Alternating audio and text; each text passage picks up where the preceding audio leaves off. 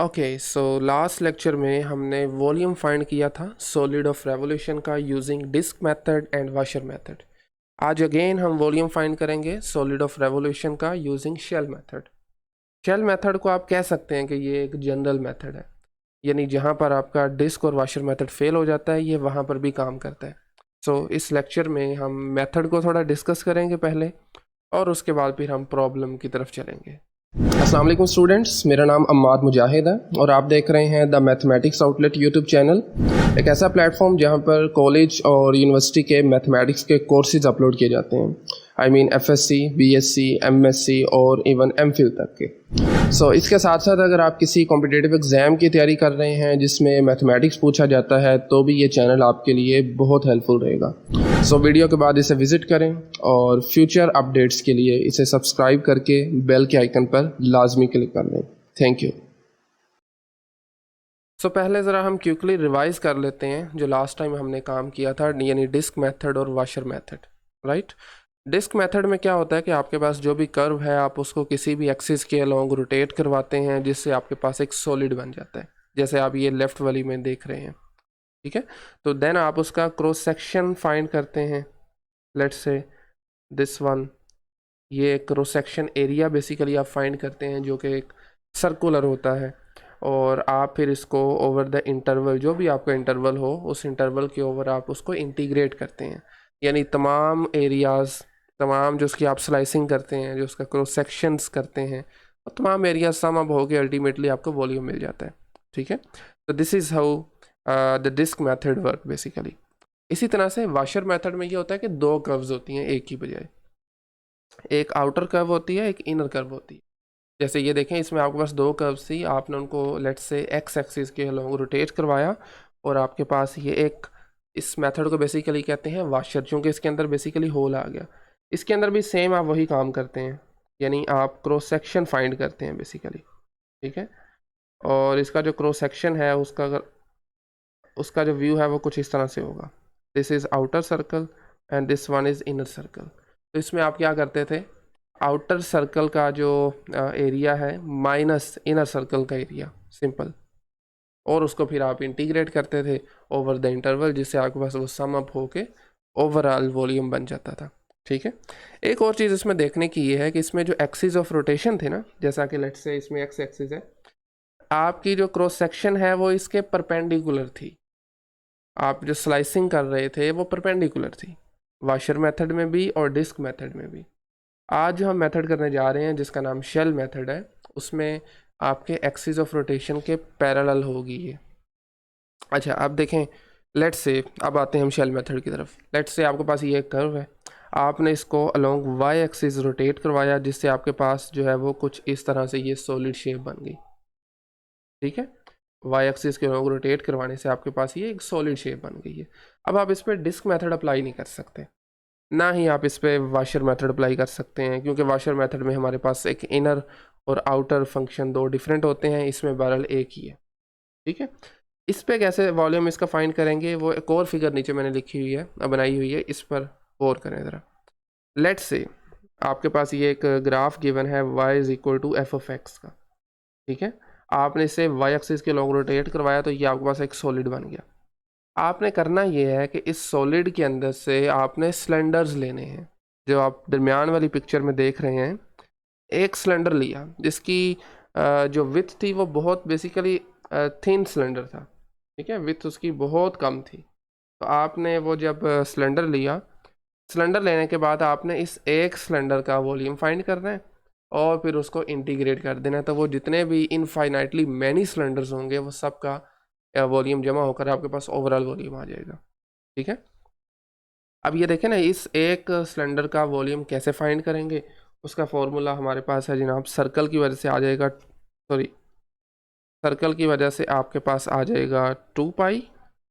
ठीक है, और उसके साथ साथ उसका रेडियस और उसकी हाइट, साथ में उसकी जो थिकनेस है सिलेंडर की, उसको हम चलें डेल एक्स से रिप्रेजेंट कर लेते हैं।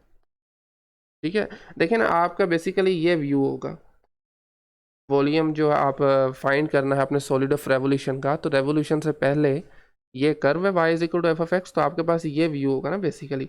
तो इसके अंदर ये जो चेंज आ रहा है इसको हम कहते हैं डेल एक्स, ठीक है। हाइट को हमने h कह दिया, r हमने कह दिया रेडियस को, ठीक है। सिलेंडर का जो रेडियस होगा उसको हमने r कह दिया 2 पाई सर्कल की वजह से। तो ये एक सिलेंडर का आपके पास जो है वो वॉल्यूम आ गया। इस तरह के इनफाइनाइटली मैनी सिलेंडर्स होंगे, तो उसके लिए फिर आप क्या करेंगे, इसको सम कर देंगे तमाम सिलेंडर्स को। I is equal to 1 to n RI HI, ठीक है। और आप लिमिट ले लेंगे, चूंकि आप जानते हैं हमारे पास इनफाइनाइटली मैनी सिलेंडर्स हैं, तो लिमिट n अप्रोचेस इन्फिनिटी ले लेंगे। और this is the basically definition of integration. इसके लिए हम ये इंटेग्रल साइन यूज़ करते हैं, 2 पाई RH, और डेल एक्स चेंज था, इसको अगर आप स्मॉल चेंज लेंगे तो उसको हम dx लिख लेते हैं, दैट्स इट। तो ये आपके पास फॉर्मूला आ गया volume of solid of revolution using shell method, cylindrical shell method, alright. और लिमिट्स ऑफ इंटीग्रेशन जो भी आपकी गिवन होंगी, let's say a to b limits आ जाएंगी, ठीक हो गया। अब अगर आपके पास फंक्शन जो है वो y is equal to f of x की फॉर्म में, या आप इसको इन अदर वर्ड्स यूँ कह सकते हैं कि अगर आपने अपने फंक्शन को रिवॉल्व करवाना है around x axis, about x axis revolution के केस में आपका जो वॉल्यूम का फॉर्मूला बनेगा वो बनेगा v is equal to integration, और लिमिट्स आपकी आएंगी y की, y is equal to a to y is equal to b, 2 pi, और आपके रेडियस और आपका हाइट आपकी जो होगी वो इन दिस केस वो फंक्शन होगी y की, r ऑफ y, ठीक है। फंक्शन y का है तो आप इसको फिर dy y के रिस्पेक्ट से इंटीग्रेट कर देंगे। और अगर आप अबाउट y एक्सिस इसको रिवॉल्व करवाते हैं तो हमारे पास चेंज होके यहाँ पर x आ जाएगा, और आपका रेडियस और हाइट जो है वो फंक्शन हो जाएगा x का, ठीक है। तो अब हम ज़रा प्रॉब्लम्स की तरफ आते हैं। नहीं जनाब, पहला जो क्वेश्चन है उसमें आपके पास गिवन है function y is equal to 1 plus x square over 4, और इसमें आपने रिवॉल्व करवाना है अबाउट y एक्सिस, और इसके साथ साथ इसकी लिमिट्स भी गिवन है फ्रॉम 0 to 2। ओके, सो सबसे पहले ज़रा आसानी के लिए हम इसकी फिगर बना लेते हैं। y is equal to 1 plus x square over 4 का ग्राफ पहले ड्रा कर लेते हैं, all right. So 1 plus x square over 4 के ग्राफ जो है वो जनाब कुछ इस तरह से आएगा। लेट्स से हमें इतना ही चाहिए, from 0 this is 0.0 and this is 0.2, ठीक है, ऑल राइट। आपने इसको रिवॉल्व करवाना है अराउंड y एक्सिस, तो y एक्सिस जब करेंगे तो अगर मैं थोड़ी रफ स्केचिंग करूं तो ये बनेगा कुछ इस तरह से, ऑल राइट। तो ये आपके पास बेसिकली कुछ इस तरह से ये सॉलिड शेप बन जाएगी। खैर, तो आपने क्या करना है, इसमें चूंकि y एक्सिस के अलॉन्ग हम इसको रिवॉल्व करवा रहे हैं, तो फॉर्मूला इसका क्या बनेगा जनाब, v is equal to 2 pi is a constant, बाहर लिख लेते हैं, लिमिट्स हैं इसकी 0 से 2 तक, रेडियस और हमें चाहिए हाइट। देखें रेडियस इसमें क्या होगा, आपके पास इस केस में रेडियस क्या होगा, किसी भी पॉइंट पर जब आप इसको लेंगे तो let's say this point is x, ठीक है, इसको आप रेडियस लेके, तो मतलब जो भी आप इसमें से वो सिलेंडर लेना चाह रहे हैं, ठीक है। लेट्स से अगर मैं ये वाला सिलेंडर लेता हूँ तो इसके लिए आपकी हाइट क्या होगी, जो आपका फंक्शन है y इज इक्वल टू जो भी है वो, ठीक है। तो रेडियस आपका इस केस में होगा x, और हाइट आपकी बनेगी 1 प्लस एक्स स्क्वायर ओवर 4, और इसको इंटीग्रेट करेंगे विद रिस्पेक्ट टू x, ठीक हो गया। दिस इज 2 पाई, x को अंदर मल्टीप्लाई करें तो ये हमारे पास बन जाएगा x plus x cube divided by 4, all right. Integration with respect to x, limits हैं 0 से 2 तक। अब आप इसको simply using power rule integrate कर देंगे, 2 पाई x पर पावर रूल अप्लाई करेंगे तो x की पावर में ऐड होगा एक, उसी से डिवाइड करेंगे, plus x to the power 4 divided by 4, एक 4 ऑलरेडी है तो ये बनेगा 16। लिमिट्स ऑफ इंटीग्रेशन है 0 से 2, अपर लिमिट 2 पुट करें तरह इसमें तो ये बनेगा 2 square over 2 plus 2 power 4 divided by 16। Lower limit 0 है, 0 यहाँ पर लगाएंगे, ये भी 0 हो जाएगा, ये भी 0 हो जाएगा, तो इसलिए मैं 0 नहीं पुट कर रहा। है। ये 2 की पावर 4 होता है 16, तो ये कैंसिल आउट हो जाएंगे। यहाँ पर है 2 की पावर 2 डिवाइडेड बाई 2, तो ये भी आपके पास इसमें से जो है वो एक कैंसिल हो जाएगा, बाकी बचेगा 2 + 1 इज़ 3, 3 × 2 इज़ 6, तो इसका आंसर आ जाएगा 6 pi. This is the volume of this solid of revolution. ठीक है, ओके। नेक्स्ट अब हम करने जो जा रहे हैं प्रॉब्लम, उसमें आपके पास क्वेश्चन 2 है आज का। इसमें फंक्शन गिवन है x in terms of y, x is equal to 3 - y²। ठीक है, 3 - y²। और इसमें जो लिमिट्स ऑफ इंटीग्रेशन है वो हैं 0 से लेकर √3 तक। ऑल राइट, पहले ज़रा इसे हम स्केच करते हैं as usual. x is equal to 3 - y²। This is basically a parabola जो कि आपके पास लेफ़्ट साइड पर ओपन होगा, लेकिन हमें जितना चाहिए हम उतना ही ओपन करेंगे इसको। ठीक है, हमें चाहिए स्टार्टिंग फ्रॉम ज़ीरो से लेकर हमें चाहिए जनाब दिस पॉइंट, लेट से दिस इज़ √3 √3। ठीक है, तो इसका जो ग्राफ बनेगा वो कुछ इस तरह से बनेगा। ठीक है, all right, so this is a parabola basically. चलें दिस वन। ओके, सो अब हमें बेसिकली इस कर्व को रोटेट करवाना है अबाउट एक्स एक्सिस। इसमें जो आपने रेवोल्यूशन देनी है वो this is about x axis. ठीक है, यानी इस हॉरिजॉन्टल एक्सिस के लोग आपने इसको रोटेट करवाना है। जो भी आपके पास शेप बनेगी उसमें देखें एक और चीज़, आप रोटेट करवाएंगे तो बेसिकली हमारे पास कुछ इस तरह से सॉलिड बनेगी शेप। ठीक है, इसको जब आप एक्स एक्सिस के लोग रोटेट करवाएंगे ना तो ये एरिया कवर होगा। अब इसमें आपके पास जो फॉर्मूला यूज़ होगा this is v is equal to 2 pi. Limits आपके पास आ जाएंगी y की 0 से √3, और इसमें जो रेडियस होगा आपके पास वो सिंपली y आ जाएगा। ठीक है, अब आप एक्स एक्सिस के अलॉन्ग रोटेट करवा रहे हैं। आपके देखें इसमें जो एक्सिस ऑफ रोटेशन होते हैं आपकी स्लाइसिंग उसके पैरेलल होती है। ठीक है, आप जो भी स्लाइसिंग करेंगे लेट से किसी भी पॉइंट पर वो आपके पास रेडियस y ले लेंगे। अच्छा, हाइट क्या होगी? हाइट इसमें देखने वाली चीज़ है। हाइट इसमें आपके पास जनाब होगी आप इसमें एग्जैक्टली फंक्शन नहीं ले सकते। उसकी वजह क्या है? उसकी वजह यह है कि आपके पास एक और लाइन बेसिकली गिवन है, this is basically x is equal to 3। ठीक है, मैंने 3 क्यों लिया? क्योंकि 3 इसको सेटिस्फाई कर रहा है। ठीक हो गया, खैर। तो this line basically represent x is equal to 3। आपने ये अपर या आप राइट वाली कर्व क्या लें, राइट माइनस लेफ्ट करना है, तो ये बनेगा 3 माइनस y²। ये कॉन्सेप्ट थोड़ा सा लास्ट लेक्चर से मिलता जुलता है। ठीक है ना, जिसमें हम जैसे उसमें हम करते थे आउटर का सर्कल का radius area, sorry outer circle का माइनस इनर सर्कल का। ठीक है, तो इसमें बेसिकली दो कर्व्स आ गई हैं, तो आप इसमें राइट माइनस लेफ्ट करेंगे, तो राइट वाला है x is equal to 3, left वाला है 3 - y²। तो ये आ जाएगा 3 - 3 - y²। With respect to y इसको फिर हम इंटीग्रेट करेंगे। ऑल राइट, तो दिस इज 2 पाई 0 से √3, limits of integration y as it is, minus अंदर मल्टीप्लाई होगा 3 - 3 - y² dy। तो ये 3 - 3 0 minus y² time y is y³, तो ये बनेगा -2 पाई 0 से √3 y³ dy। तो y³ की इंटीग्रेशन हमारे पास होगी यूजिंग पावर रूल, y की पावर 4 डिवाइडेड बाई 4, 0 से √3, एंड 2 कैंसल आउट हो जाएगा, नीचे आ जाएगा 2, तो ये -1/2 बाहर लिख लेंगे। सॉरी, -1/2 नहीं बल्कि -π/2। y की पावर 4 में आपने लिमिट्स लगानी है। अपर लिमिट है √3 की पावर 4 माइनस 0 की पावर 4। ऑलराइट, √3 की पावर 2 होती तो 3 कैंसिल आउट हो जाना था, अब है पावर 4, तो क्या आंसर आएगा इसका?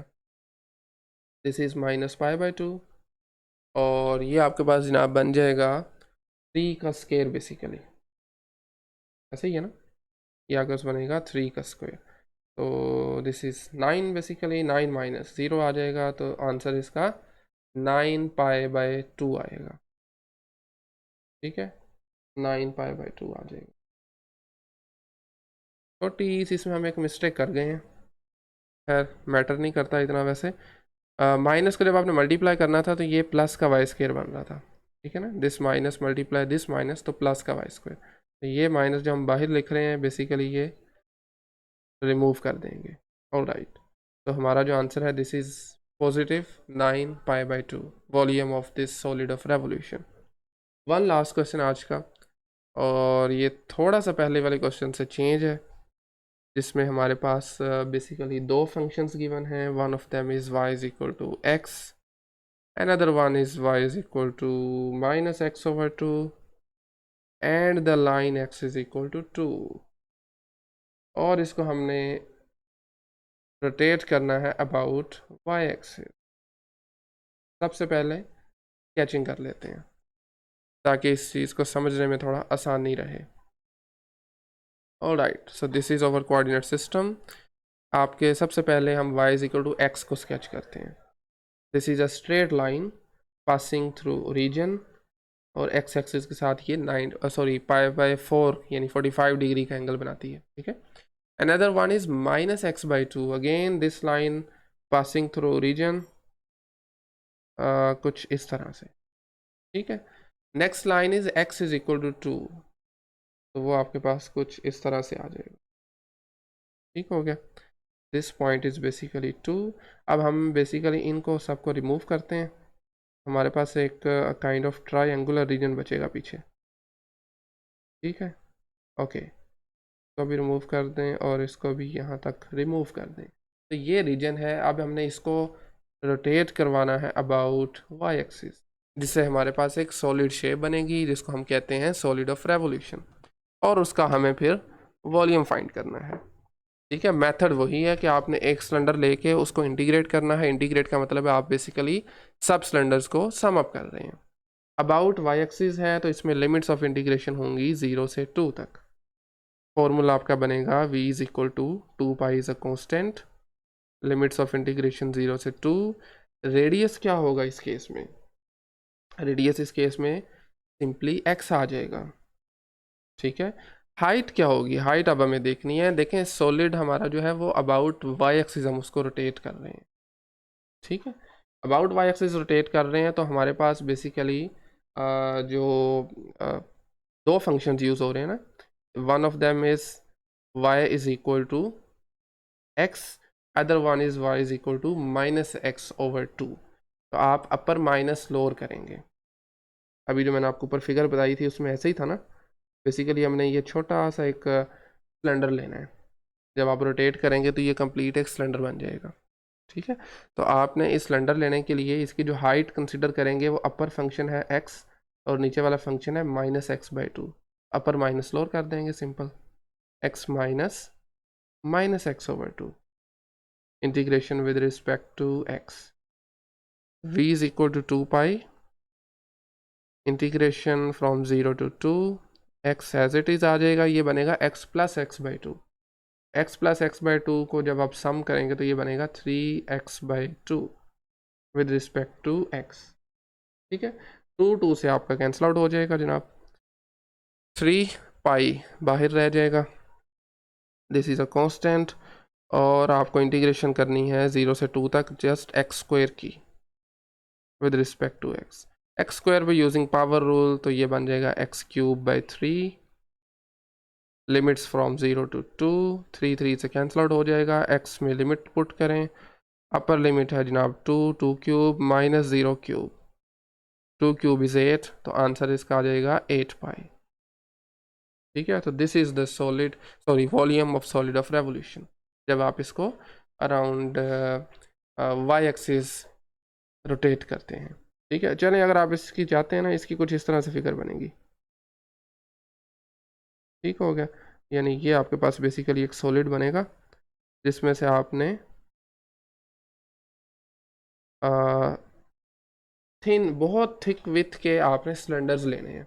उन सिलेंडर्स का एरिया आपने बेसिकली कैलकुलेट करके उनको इंटीग्रेट करना है, जिससे आपके पास जितने भी इनफाइनाइटली मैनी सिलेंडर्स होंगे सबका एरिया आ जाएगा, सॉरी वॉल्यूम आ जाएगा, ठीक है। वॉल्यूम की बात हो रही है, सॉरी। एक स्मॉल बहुत थिक सिलेंडर का आपने वॉल्यूम फाइंड करके इंटीग्रेट करना है, जिससे जितने भी इनफाइनाइटली मैनी सिलेंडर्स होंगे उन सब का एरिया आपके पास वॉल्यूम आ जाएगा। तो इस तरह से आप शेल मेथड को अप्लाई करते हैं। होप्स हो गया आज के लेक्चर से आपको शेल मेथड जो अच्छे तरीके से समझ आ चुका होगा। अगर कहीं पे कोई क्वेश्चन क्यूरी है तो कमेंट सेक्शन में आप पूछ सकते हैं। नेक्स्ट लेक्चर में हम इंटीग्रेशन की एक और एप्लीकेशन करेंगे, जिसमें हम इंटीग्रेशन को यूज़ करते हुए लेंथ फाइंड करेंगे किसी आर्क की। ठीक है, length of a curve basically find करेंगे। तो आज के लिए इतना ही। Thank you very much.